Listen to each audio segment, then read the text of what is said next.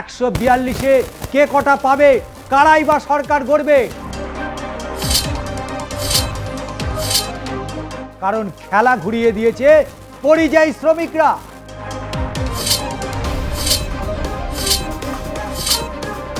উত্তরে নজিরবিহীন শান্তির ভোটে স্বস্তি কাঁদে। কমিশন এবং বিজেপির যোগসাজশের বিরুদ্ধে স্বতঃস্ফূর্ত ভোট দিয়েছেন বাংলার মানুষ।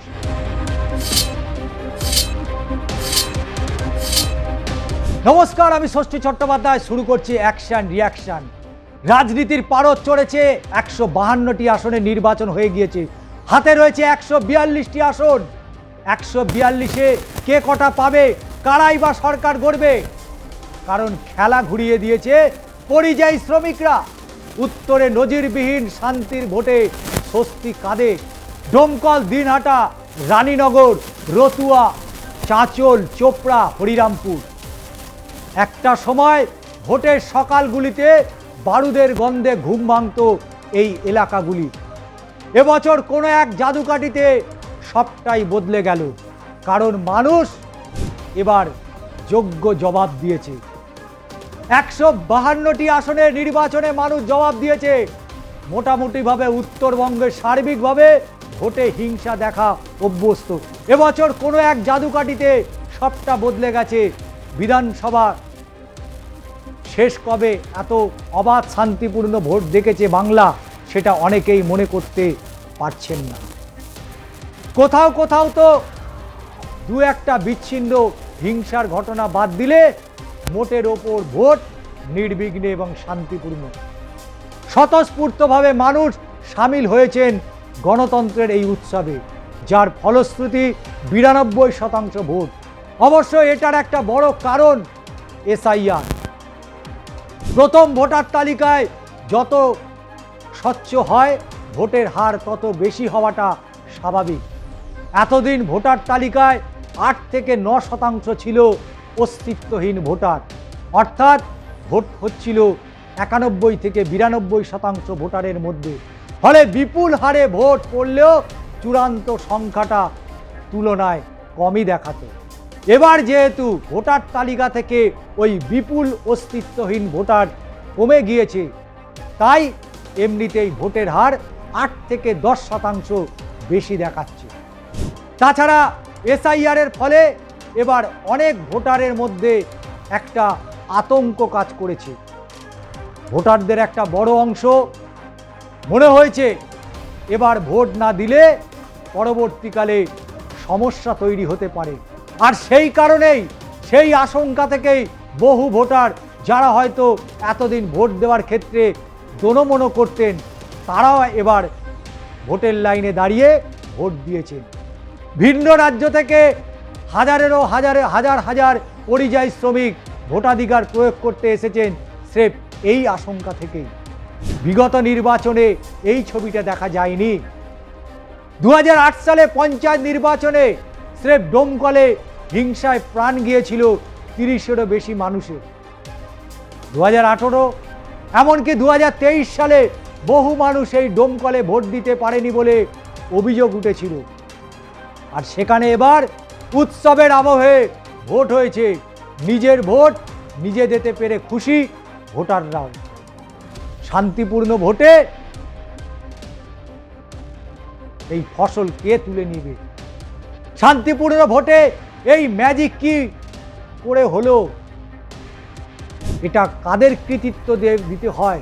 কমিশনকে? আসলে এবার ভোট অবাধ শান্তিপূর্ণ করাটাই বড় চ্যালেঞ্জ হিসাবে নিয়েছিল কমিশন। ভোটের অনেক দিন আগে থেকেই এলাকায় কেন্দ্রীয় বাহিনীর টহলদারি, ভোটারদের আত্মবিশ্বাস বাড়াতে এলাকায় এলাকায় পেট্রোলিং এবং সচেতনতার প্রচার, এলাকায় যারা অশান্তি বাঁধাতে পারে তেমন দুষ্কৃতীদের চিহ্নিত করা এবং রীতিমতো থানায় ডেকে নিয়ে গিয়ে একটু ধমকানি, একটু চমকানি। এবং ভোটের দিন কেন্দ্রীয় বাহিনী সক্রিয়তা। অতীতে বহু ভোটে দেখা গিয়েছে কেন্দ্রীয় বাহিনী মোতায়েন থাকলেও ভোটের দিনে তারা কোথাও বসে জিরোচ্ছেন, আবার কেউ হাজারদুয়ারির প্যালেস দেখছে। এবার কিন্তু সেই ছবি দেখা যায়নি। উল্টে কোথাও সামান্যতম অশান্তির খবর পেলেই পুলিশ এবং কেন্দ্রীয় বাহিনী ছুটে গিয়ে পরিস্থিতি নিয়ন্ত্রণে আনার চেষ্টা করেছেন। কিন্তু তাতে কি 2008 সালের সেই পঞ্চায়েতের সেই কালো দিনটা আজও মানুষ কি ভুলে গেছে? 2018 সাল থেকে 23 সালে সেই ঘটনা মানুষ ভুলে গিয়েছে। 2021-এর বিধানসভা নির্বাচনের পরবর্তী একের পর এক ভোট পরবর্তী হিংসা, ভোটের দিন হিংসা মানুষ ভুলে যায়নি। বাংলার নির্বাচন মানেই রক্তক্ষরণ। কিন্তু এবারে খানিকটা হলে বদলে গিয়েছে। ভোট বলতে যেটা এতদিন বাংলা দেখে এসছে, এবার ড্যামিদেরও কড়াকড়ি হাতে দমন করেছে কমিশন। শুধু মালদায় কেন, গোটা মুর্শিদাবাদ জেলাকে কার্যত দুর্গ বানিয়ে ফেলেছিল নিশ্চিদ্র নিরাপত্তায়। একমাত্র নওদার 2-3টি বুথে হুমায়ুন কবিরকে ঘিরে অশান্তি ছাড়া তেমন কিছু হয়নি। একই ছবি বীরভূমে। ভোট হয়েছে উৎসবের আবহেই। খয়রাসোলে বিকেলের দিকে অশান্তির আবহাওয়া তৈরি হলেও সেটা কড়া হাতে দমন করেছে কেন্দ্রীয় বাহিনী। মোটের ওপর মালদা, উত্তর, দক্ষিণ দিনাজপুরের ভোটে অবাধ এবং শান্তিপূর্ণ। ভোটের হারের পর কম বেশি অসন্তোষ প্রকাশ করেছে সব দলই। যদিও কিছু কিছু এলাকায় কেন্দ্রীয় বাহিনীর বিরুদ্ধে অতি সক্রিয়তার অভিযোগ উঠেছে। কোথাও তৃণমূল কর্মীদের মারধর, কোথাও বয়স্ক ভোটারদের ভোটদানে বাধা দেওয়ার মতন অভিযোগ উঠলেও সেগুলি সার্বিকভাবে নগণ্য বলে মনে করেছে নির্বাচন কমিশন। মাংস খিচুড়ি রান্না চলছে। উত্তরবঙ্গে অন্যান্য জেলাগুলিতে ভোটচিত্র ঠিক একই রকম। তীব্র দাবদাহ উপেক্ষা করে মানুষ ভোটের লাইনে দাঁড়িয়ে তারা ভোট দিয়েছেন। কোথাও কোথাও লাইনে 300 থেকে 400 মিটার ছড়ালো। যে কোচবিহার জেলা একটা সময় নিশীথ এবং উদয়নের দ্বন্দ্বে নিত্যদিন অগ্নিগর্ভ হয়ে উঠত, সেখানেও এবার নির্বিঘ্নে ভোট হয়েছে। 2 হেভিওয়েটই আটকে রইল নিজের কেন্দ্রে। উদয়ন কয়েকবার অভিযোগ করলেন স্থানীয় থানার আধিকারিকদের বিরুদ্ধে। তার অভিযোগ, তৃণমূল কর্মীদের ভয় দেখানো হচ্ছে। আবার নিশীথকে ঘিরে ঘোষাডাঙ্গায় বিক্ষোভ দেখিয়েছেন তৃণমূল কর্মীরা। তাছাড়া মোটের ওপর ভোটারদের মধ্যে উৎসাহ উদ্দীপনা ছিল নজর কাড়া। উত্তরবঙ্গে কিছুটা অশান্তির জায়গার খবর এসেছে শিলিগুড়ি থেকে। জনাতিনেক ভোটার অভিযোগ করেছেন তাদের ভোট অন্য কেউ দিয়েছে। কমিশন বিষয়টি খতিয়ে দেখার আশ্বাসও দিয়েছেন। কিন্তু প্রথম দফা নির্বাচনে হিসাবটা ছিল অন্যরকম।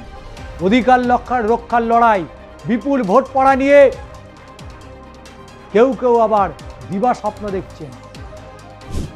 কারণ এই নির্বাচন ছিল অন্য এক নির্বাচন। মমতা বন্দ্যোপাধ্যায় হুঙ্কার দিয়েছেন। কিন্তু এখন প্রশ্ন হলো, এই বিপুল ভোট কি শুধু এসআইআর এবং কমিশনের সুব্যবস্থার জন্যই? উত্তরের বিভিন্ন জেলায় ভোটচিত্র বলছে ভোটের হার বাড়ানোর মূল কারণ যদি এসআইআর হয়, তাহলে অনুঘটক অবশ্যই পরিযায়ী শ্রমিকদের প্রত্যাবর্তন। স্রেফ উত্তরবঙ্গের জেলাগুলিতেই প্রায় 22 লক্ষ পরিযায়ী শ্রমিকের সিংহভাগ ভোট দিতে ফিরেছেন। সাধারণত পঞ্চায়েত ভোটে এই পরিযায়ীদের নিজেদের উদ্যোগে ফেরান পঞ্চায়েতের প্রার্থীরা। কিন্তু বিধানসভা বা লোকসভা ভোটে এই পরিযায়ীদের একটা বড় অংশ ফেরেন না। কিন্তু এবার এসআইআরের ভয়ে অনেকে নিজেরাই এসেছেন ভোট দিতে। অভিযোগ এমনও আছে যে ওই পরিযায়ী শ্রমিকদের রাজ্যে ফেরাতে আনার দায়িত্ব নিয়েছে বিজেপি। তাদের টিকিটের ব্যবস্থা করা হয়েছে, খাবার দেওয়া হয়েছে, এমনকি হুমকিও দেওয়া হয়েছে বাংলায় বিজেপি না এলে নিজেদের কর্মস্থলে তারা ফিরতে পারবেন না। এমনিতেই এই পরিযায়ী শ্রমিকদের একটা বড় অংশ মুসলিম সম্প্রদায় এবং এরা তৃণমূলের ভোটার। এদের উপর এই হুমকির প্রভাব ফেলবে কিনা সেটাই বদলে দিতে পারে উত্তরের ভোটভাগ্য। সব পক্ষই আশাবাদী, মানুষ তাদের পক্ষে ভোট দিয়েছেন। তৃণমূল বলছে এই বিপুল ভোট আসলে এসআইআর হেনস্থার প্রতিবাদ। কমিশন এবং বিজেপির যোগসাজশের বিরুদ্ধে স্বতঃস্ফূর্ত ভোট দিয়েছেন বাংলার মানুষ এবং অবশ্যই পরিযায়ীরা। কাদের দাবি সত্যি এটা অবশ্যই জানা যাবে আগামী 4 মে। আজকের অ্যাকশন রিয়াকশন আপনাদের কেমন লাগলো অবশ্যই আপনাদের মতামতে জানান এবং অবশ্যই চ্যানেলটিকে সাবস্ক্রাইব করুন দাদা দিদির রাজনীতি।